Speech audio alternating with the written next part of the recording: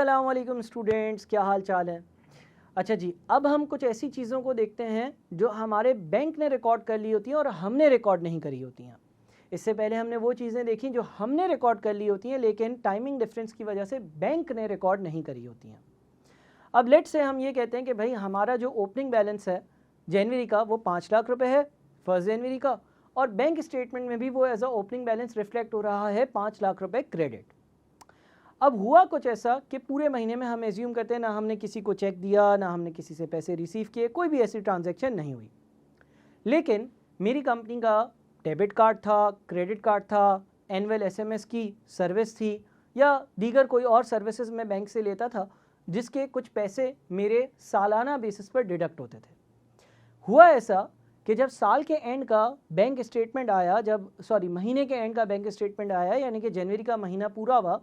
मेरे हिसाब से कोई डबल एंट्री हुई नहीं थी, तो मेरे हिसाब से तो मैंने ब्रॉड डाउन भी 5 लाख लिखा था, कैरेट डाउन भी 5 लाख था, और मेरे हिसाब से फरवरी की पहली तारीख का बैलेंस भी 5 लाख होना चाहिए। लेकिन जब बैंक स्टेटमेंट आया तो बैंक स्टेटमेंट में ओपनिंग बैलेंस तो 5 लाख रुपए क्रेडिट था। बहरहाल नज़र कुछ ऐसा आया कि ड्यूरिंग द मंथ 30 जनवरी वाले दिन बैंक स्टेटमेंट में एक चीज़ नज़र आ रही थी, बैंक चार्जेस, और डेबिट साइड पे लिखा हुआ था 5,000 रुपये, और बैंक ने मेरा जो बैलेंस है 5 लाख रुपए का वो 50 से या 500 से या 5,000 से किसी भी सर्विस की वजह से कम किया हुआ था। एज्यूम कर लो कि बैंक चार्जेस थे 5,000 रुपये, तो बैंक स्टेटमेंट में जो क्लोजिंग बैलेंस नज़र आ रहा था वो 495,000 नज़र आ रहा था। इसलिए क्योंकि बैंक ने यह कहा आपका ओपनिंग बैलेंस 5 लाख रुपए था, आप बैंक से कुछ सर्विसेज लेते हो एनुअल बेसिस पर, उसके बैंक चार्जेस हैं 5,000 रुपये, तो आपका जो क्लोजिंग बैलेंस है वो 495,000 रुपीज़ क्रेडिट है। अब यहाँ पर ये एक ऐसी ट्रांजैक्शन की एग्जांपल है, एक ऐसी चीज़ है जो बैंक ने रिकॉर्ड कर ली है, अलबत्ता वो चीज़ मैंने रिकॉर्ड नहीं करी है। अब सवाल ये आता है कि सर ये क्या बैंक रिकन्सिलिएशन स्टेटमेंट में जाएगा? जी नहीं, बैंक रिकन्सिलिएशन स्टेटमेंट में वो चीज़ें अमूमन जाती हैं जो मैंने रिकॉर्ड कर ली हैं और सही भी हैं, बल्कि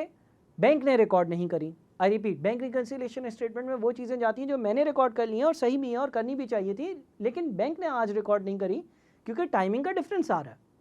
बहरहाल ये चीज़ ऐसी है कि जो बैंक ने रिकॉर्ड कर ली है और बैंक चार्जेस हैं, और बैंक चार्जेस जनवरी के महीने के ही हैं और जनवरी का ही एक्सपेंस है, मैंने सिर्फ इसलिए रिकॉर्ड नहीं करा था क्योंकि मेरे पास उसकी नॉलेज नहीं थी। तो जब बैंक स्टेटमेंट आता है तो मैं अपने रिकॉर्ड्स को अपग्रेड करता हूं, मैं अपने रिकॉर्ड्स को अपडेट करता हूं और एक चीज़ बनाता हूं जिसको हम कहते हैं updated cash book. Updated cash book में हम लिखते हैं बैलेंस ब्रॉड डाउन 5 लाख रुपए, और ये जो बैंक चार्जेस हैं, क्योंकि ये मेरा एक्सपेंस है और इसकी डबल एंट्री होनी चाहिए, bank charges debit 5,000,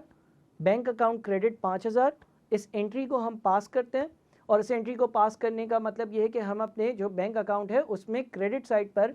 bank charges 5,000 दिखाएंगे और अपना जो बैलेंस है उसको अपडेट कर 495,000 पे लेकर जाएंगे। तो ये एक ऐसी चीज़ होती है कि जिसकी वजह से बैंक का बैलेंस और मेरा बैलेंस टैली नहीं करता है, अलबत्ता ये चीज़ बैंक ने रिकॉर्ड करी हुई होती है और मैंने रिकॉर्ड नहीं करी हुई होती है। और जैसे ही मेरे पास ये इन्फॉर्मेशन मुझे हासिल होती है, मुझे ये इन्फॉर्मेशन मिलती है, तो मैं अपने पास ये इन्फॉर्मेशन इनकॉर्पोरेट करता हूँ और मैं अपने रिकॉर्ड्स को अपडेट कर लेता हूँ।